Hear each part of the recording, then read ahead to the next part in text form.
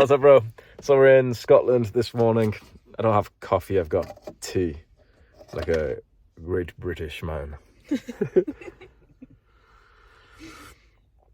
Cheers, bro. So we're in a very special part of Scotland, which is called Inverness. It's like the Scottish Highlands. So if you imagine like UK on the map, we're at like right at the top of the UK right now.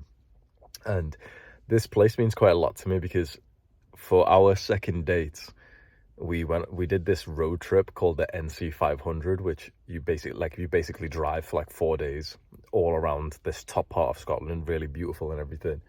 We did that and we loved it. It was like basically my favorite week of my life. And it was when I uploaded that video as well. You might remember it was like a video of like nice piano music and like clips of me and my girl, like, you know, in Scotland, like going into the lakes and just doing goofy stuff. It got a lot of views as well. It actually, from what I remember, had the most positive comments out of any video I've recorded. The amount of guys who commented saying that they cried to the video. If you want to watch it, it's on my channel. It's just titled like when you both delete social media. If you just search that, like Hamza, when you both delete social media, it'll be like a picture of me and my girl. It's got like 1 million views. Just go watch that. I think that's most guys' dream lifestyle, is to live somewhere peaceful where you feel really free, where you have a beautiful feminine woman by your side, the kind of woman who doesn't even have social media, and you're living this really healthy life. You've got purposeful work, you make money online, so you've got this freedom. You've got like this brotherhood of guys who support you, who challenge you, and you're also healthy and physically fit. I think the majority of guys, that is their absolute dream lifestyle, because it is for me. And you know, I've been doing a lot of like business, like sort of, I don't know, psychological thinking for my products. So you might have known I've got a few products. You probably don't even know what they are. Maybe tomorrow or some other day I'll make like a breakdown of what exactly my products are, because there's a few that you might not have even heard of. But basically what I'm doing is I've started to like really think about what our men's, you know, men who fit in with us, what our dream lifestyle is. And it is that lifestyle which I've just told you. It's like we're living with our beautiful family. We're all really, really healthy. We're all physically fit. It's like your children are basically like mini athletes. They're so healthy and fit and strong, and you are as well. Your wife is as well. You've got like this freedom and everything. So basically we can break down the Adonis dream outcome, the Adonis lifestyle, into just 4 things that you need to achieve. There's online income, and that's going to be like your purposeful work. The reason why it's online income specifically is because that gives you the most amount of freedom. If you really want to dedicate yourself to some kind of career, like you want to be a doctor, fair enough. But almost no one I know who like follows my message actually wants that. Basically, every single guy I've spoke to who follows my message basically just wants freedom, and it must come from online income. You must be able to make money online. So that's like the first thing. Then the second thing is the beautiful feminine woman by your side who creates like this sanctuary for you at home that you can trust, and you have children with her and they're really healthy. And the third thing is the brotherhood, the tribe, and the fourth thing is health and fitness. I think if we accomplish these 4 goals, you create like a very beautiful life. And in fact, whilst we're speaking about this, I may as well explain my business products and everything. So what I've wanted to do is, those are the 4 things we need to achieve, like the Adonis lifestyle. And my videos basically teach people how to do that, and also the things required. So for example, you know, I teach like productivity tactics, and that gets you to be able to make the online income. Or I teach mental health, and that gets you to be able to like get into a loving relationship without it being full of anxiety. And so my products are kind of like the next level past that, where it's about like really helping you like more achieve each one of these goals. So at first I made this community called Adonis Academy, basically like this online community. Imagine it's kind of like a private Discord server, but on steroids. It's not on Discord, but it's like, you can, just to make you kind of understand what it's like, right? And it's a lot more than just a Discord. It's not actually a Discord. It's like on a different website, but I'm just so you can kind of understand what I'm saying. And I tried to make this one community kind of fit towards the sort of Adonis lifestyle. But the issue is, like, really good business advice tells you like your product should just be aimed at one desire at a time. And that's why I've got multiple products now. So I'll walk you through them. This isn't me trying to pitch you, but it's just so you should, because you should know, and it should be very clear to you like what I offer, so that if in the future you're interested, then you can think, oh yeah, damn, like I really want to learn this thing, and Hams actually has that. So Adonis School is like really the biggest thing, and that's more towards the online income side. So I've just realized today that I still had Adonis School a bit muddled up. I was like teaching so many different things in there, but I've realized it's like Adonis School, it's all about online income, and the way that we're doing that is we're teaching people how to be like entrepreneurs, and we're setting some milestones. Okay, we want to help guys make their first dollar online, then their first like 1 or 2K a month, and their first 10K a month, and we're doing that through teaching like entrepreneurship tactics, productivity, mindset, all those things. And there's things about business models, but I don't think that's actually as important. That's a whole separate topic. So Adonis School is the online income side. Then Adonis Method is the dating side. So Adonis Method is basically, it's like my brother does all that because he's married. So it's like he teaches the dating things. He's basically the guy who taught me like how to first start going to the gym, and how to like, you know, be able to like speak to girls and everything when we were like 16 years old. And he may as well teach it because he's actually married. So, you know, he's more qualified than I am. So Adonis Method is like our dating program and community, where if your full focus is on attracting a beautiful feminine girlfriend who's actually like high quality, then you go to Adonis Method. If your full focus is becoming an entrepreneur and making the first like 1 or 2K a month, you go to Adonis School. Then the final, most recent program that I've made is Adonis Gang, and that's the most affordable one. That's the most cheapest one. That's just $5 a month, and that's to get the brotherhood side. And what we're going to do is we're going to mix that with fitness. So naturally, when we've brought all these guys together in Adonis Gang, so many guys are talking about fitness. Guys are posting, oh, you know, like workout routines, everyone drop down and do 10 push-ups right now and stuff. And it just hit me today, like it probably sounds common sense, but sometimes you get these realizations in your own business where you're like, I can't believe I haven't thought of this. The last thing was just, where are we going to teach the fitness? Because right now it's like this weird thing of like, sometimes we speak about it in Adonis School, but it's almost like contradictory, because in Adonis School, when the focus is on business, but then you're also talking about fitness, in a lot of ways, like bodybuilding and building muscle kind of distracts from like business in some ways. Like people always say they go together, and they do, because it's a discipline. But in terms of like, okay, you need to be productive, but you're also bulking and eating 6 meals a day and going to the gym for 1.5 hours. It's like, you'd be better off if you weren't focused on fitness, if you just focus on online income, if that feels like the big goal for you. So I just thought today, like, oh yeah, we'll just separate it, and we'll just put fitness inside of Adonis Gang. So it's just so clear now. It's like, of the 4 things that it takes to build this beautiful Adonis lifestyle, where you've got that woman in the countryside with beautiful, healthy children, where you've got that brotherhood of guys, where you've got the freedom in your work. To achieve those 4 things, I basically have 3 products: brotherhood and fitness inside of Adonis Gang, dating inside of Adonis Method, and online income inside of Adonis School. That's it. I'm not totally trying to pitch you, but you should know like what I offer in cases you were interested. And when I come to, the reason why it's relevant for this video is, when I come to places like this really, really peaceful part of Scotland, it really reminds you of what's important in life. I could not imagine right now like living the kind of lifestyle that my peers, that other guys in my space are doing. Like, it seems to me that every entrepreneur, every hardworking guy makes a bit of money and then just squanders it away inside of degenerate places like big cities, and you can imagine the kind of places that most guys go to when they get a bit of success.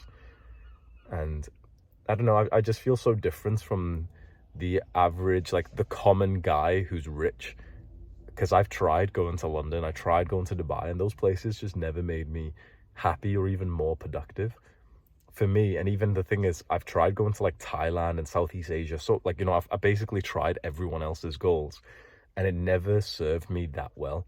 Bali was really nice because I made some good friends there, but it's never been home to me. And so a realization I just had then, which sounds abrupt, like I was just in Starbucks getting some tea, and my girl goes to the toilet, and by the time she comes back, I was like journaling something on my phone. I was like, oh yeah, I might end up becoming like the Prime Minister of the UK or something like that, which sounds absurd because it's like, what the fuck? But for me, I have the kind of brain where I can accomplish something. If you give me 20 years and I just put my mind to it, I'll accomplish basically anything that I actually want to commit myself to. And I just wrote down something on the way here, that it was, you need to find the environment, the place, the country that you feel like you can go all in on. And I think the UK is it for me. There's so many guys who will complain about the UK and say that, oh, the weather's not nice and stuff. And they'll say that Oh, like London's not safe. Yeah, sure, but why are you going to London? Like, why are you going to a major city? Like, you're not supposed to live in cities. Just when you move to a city, you're basically admitting that you are like inhuman and you're sacrificing health. It really is that. No one cool will admit this, because it I mean, people move to cities for different reasons. But basically, when you move to a city, you're admitting that you're going to sacrifice your health whilst you cope and say that health is the priority, because cities are not healthy. 100% cities are not healthy. We're not supposed to live in a city. We're not supposed to live in this concrete jungle. We're supposed to live in tribes, in smaller places, and certainly in countryside. I can't help but just fascinate, like, coming here in this beautiful place that I feel like I belong here, and I feel like this is somewhere that I can go all in on for a long time.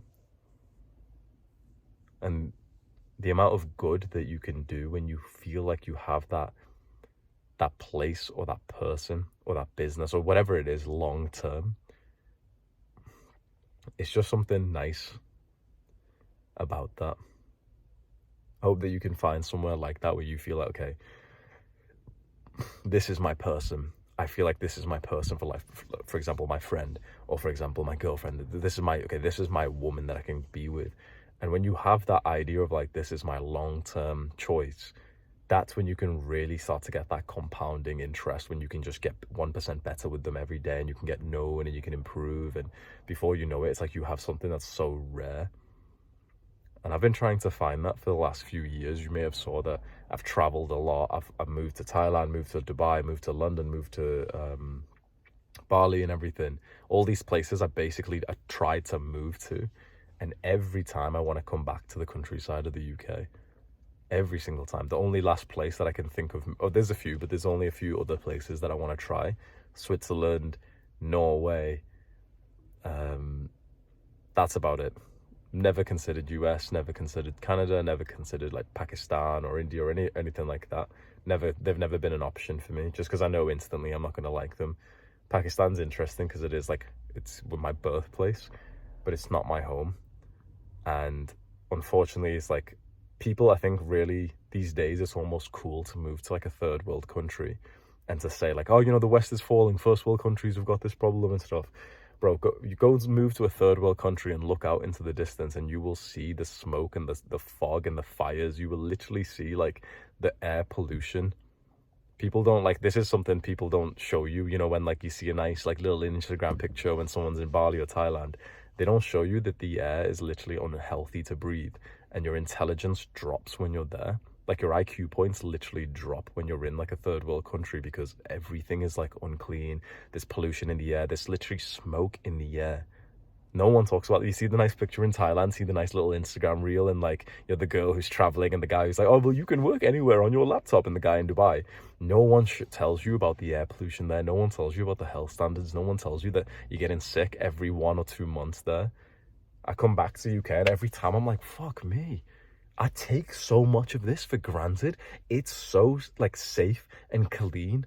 It's beautiful. The air is so fresh and so clean here. It's unbelievable.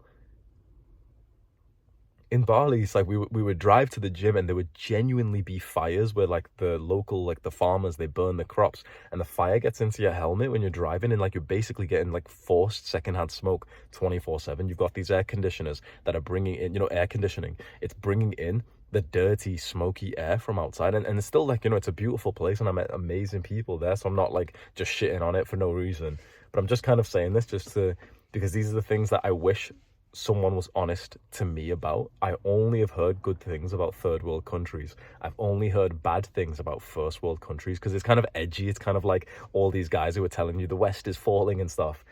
I think a lot of them are just unintelligent, because they'll tell you the West is falling and then they'll go move to a place that's even more degenerate.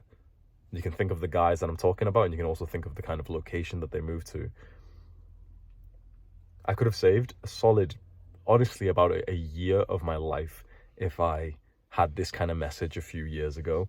This like fantasy of like moving over to either a third world country, or to go to Miami, or to go to Dubai, or to go to like Thailand and Bali. It's just, those are not home for me. This is home. This isn't really to shit on those But I just have to make it clear, because I know for a fact there's basically like a younger Hamza who's watching this, who's fantasized about going to Thailand. But if I ask you right now why, you'd just think like, oh, well, if I'm honest, just because other people have said it's good.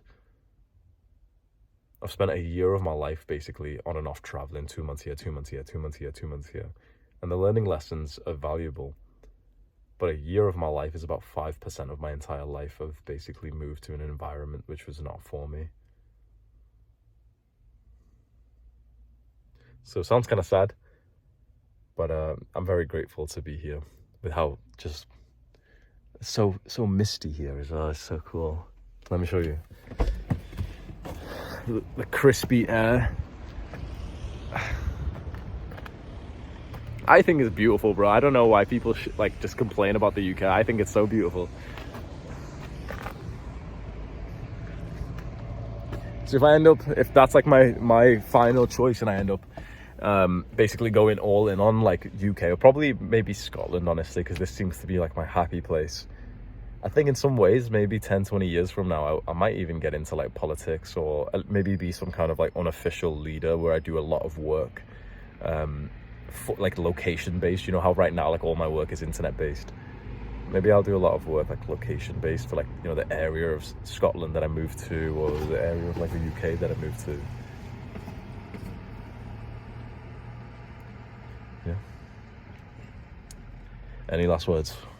Air pollution is the #2 killer in the whole entire world. Yeah, that's actually, how crazy is that?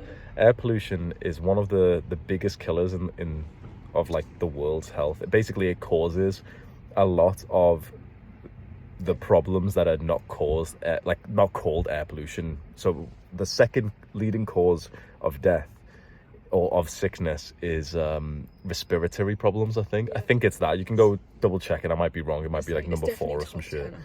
But basically, like, air pollution is actually one of the biggest causes of ill health, and also of, in my opinion, low intelligence, also of lots of sicknesses, aggression, crime. It sounds silly, but like literally I've read some random statistics over the days, and don't quote me on anything, so you can go find your own source or some shit. I don't care. Like, my sources, just trust me, bro, and that's it. But literally, like, there was a study that showed like the biggest thing that correlates with aggression and crime is lead poisoning.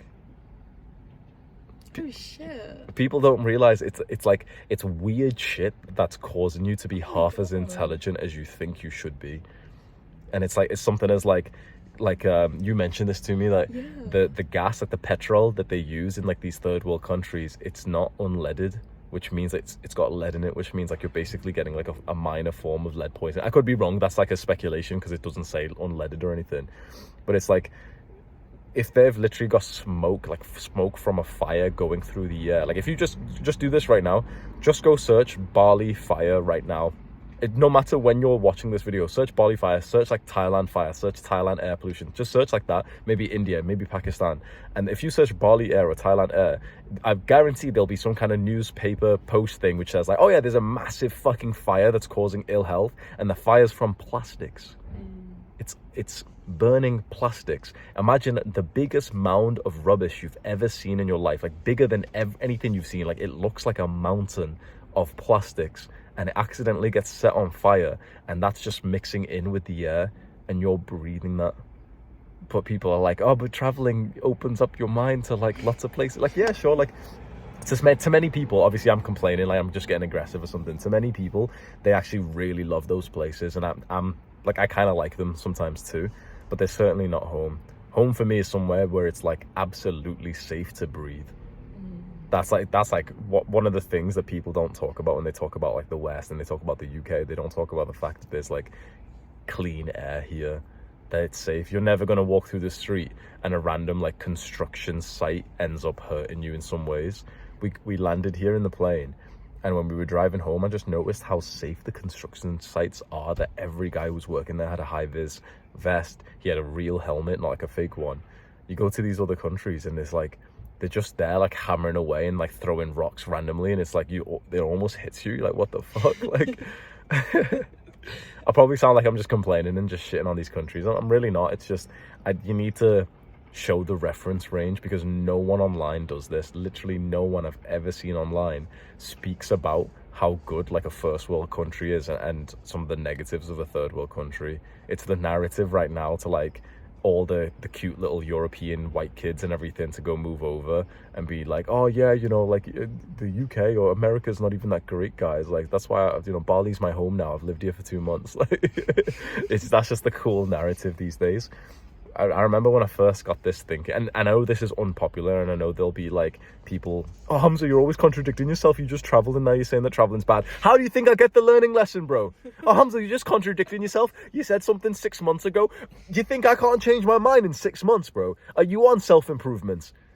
It's one of the things that pisses me off the most is like, oh, but Hamza, you said something 7 months ago. You've changed your mind. You're always changing your mind now. I'm like, are you not changing your mind? Have you not experienced anything in life that's caused you to change your beliefs? Because I don't really want you to be around me if that's the case. Sounds like you're not even on self-improvements. Oh, but you were just traveling 2 months ago. Now you've changed your mind again. How do you think I got the learning lesson, bro? How do you think I'm able to talk from experience? God, I saw another comment like this. Oh, but Hamza, 9 months. I was like, what the fuck?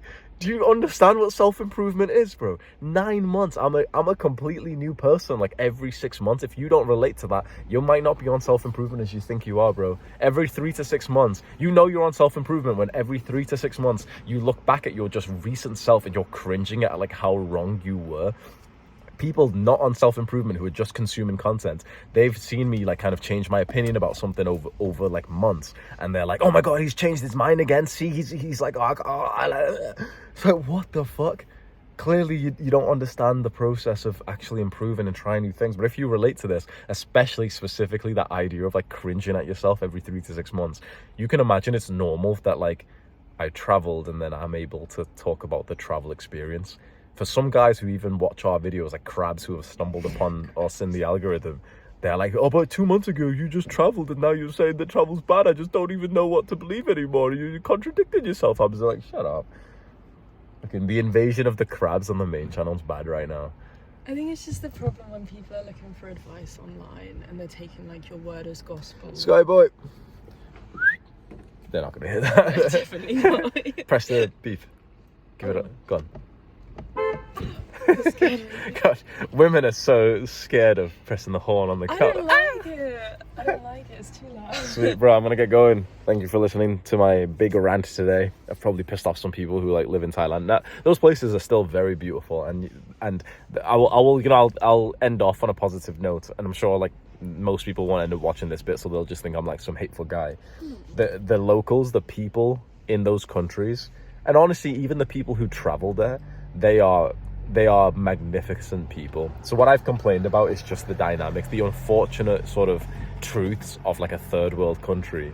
But I will say the benefits is the people there are awesome. 100%. The people who live there, like the locals, like the full-on people who are, you know, Thai and Balinese, they are literally like, they suit me. They really feel like my people. Like I walk in and I establish like such a name for myself there. I walk in and they would always shout like, Mr. Hamza, because I did like meetups and I brought them business and everything, and I speak to them and everything. And also the people who travel there, often there's like a negative connotation with like travelers, but the people I met who were traveling there were lovely. They're the people who they'll meet you and they'll invite you to like a breathwork session after that. They're just very, very wholesome, very loving people. It's just, for me, my health is actually the priority. Everyone says that it is, but no one actually acts like it. And I can't live in like a country where like the air isn't clean to breathe in, where the air conditioning is bringing in like smoke because of the fires outside. My health is the priority. It's just very interesting because everyone, if you ask them what's the priority, everyone says health, but they're just bullshitting. No one actually treats their health like a priority. Maybe I'm wrong. Maybe someone who lives there will comment and say like, no, actually my health is still a priority and this is what I do. But I wasn't able to manage it in any of these places, including London, like including cities. My health's always sacrificed, bro. It's always deteriorated. So I hope that maybe you're somewhat like younger Hamza, and this one video in 24 minutes might have just reshaped the future of your decisions. Because younger Hamza, like the amount of work I put in to achieve this goal of like digital nomad, work on a laptop and go move to Thailand, and every time I did it, it just like, it didn't serve me in the way that I thought it would do. I might have just saved like a year of your life in just 25 minutes of this video. For many people, they'll be watching thinking, nope, but I don't care, I'm not going to listen to this. But for like some guys who are very similar to me, and you've had the same kind of goals, what's up, bro? And you've had the same kind of goals as I have, you might have just saved like a whole year of your life. And this isn't to say don't travel. This is certainly not to say, I'll just very quickly end off. Certainly not to say don't go on holidays. Like, go on holidays. We need to just normalize holidays again. Like I was saying this, like for some reason I felt so guilty and wrong with the idea of taking a holiday compared to like traveling long term has never served me. Moving to some random countries never served me. But go on a holiday, bro. Go book like an actual like 30 days and you've got your return ticket and you're just gonna go have a bunch of fun and you're gonna go travel and you know, explore Thailand. That's fucking sick. That'll be a memory you'll always remember. Don't, if you're anything like me, think, oh, I'll go move to Thailand and I'll go work in cafes and I'll go live there for 6 to 12 months. Just go for a nice little holiday. Come to Scotland. If you're in the UK, come drive up to Scotland for like 6-7 days and put your phone away and don't bring your laptop, and you'll have like a magical experience. Go to Bali and go there for like 30 days. Like I went there with this idea that, oh yeah, I'm gonna move here and stuff. Foolish. This is my home, but next time I'm gonna go to Bali again. And you can tell in the comments someone's gonna, oh, you're in there contradicting yourself again. You said that Bali's not healthy and now you're there again. No, but I'm gonna go for a holiday this time. I'm gonna go with a return ticket booked like 20 days later, and I'm gonna go and like actually basically get it like booked in. I'm gonna go meet like someone at this date. I'm gonna do this podcast. I'm gonna do this thing. I'm gonna do this fun event. I'm gonna meet this person. I'm gonna meet this thing. I'm gonna go for lunch with this person. And it's like, okay, it's just a packed action-packed couple of weeks, which is a pure fun holiday, a core memory to remember forever. Awesome. Just if you're anything like me, stop coping and thinking that you'll move out there. That's all. See you tomorrow, bro. Do the hard work, especially when you don't feel like it. Mwah!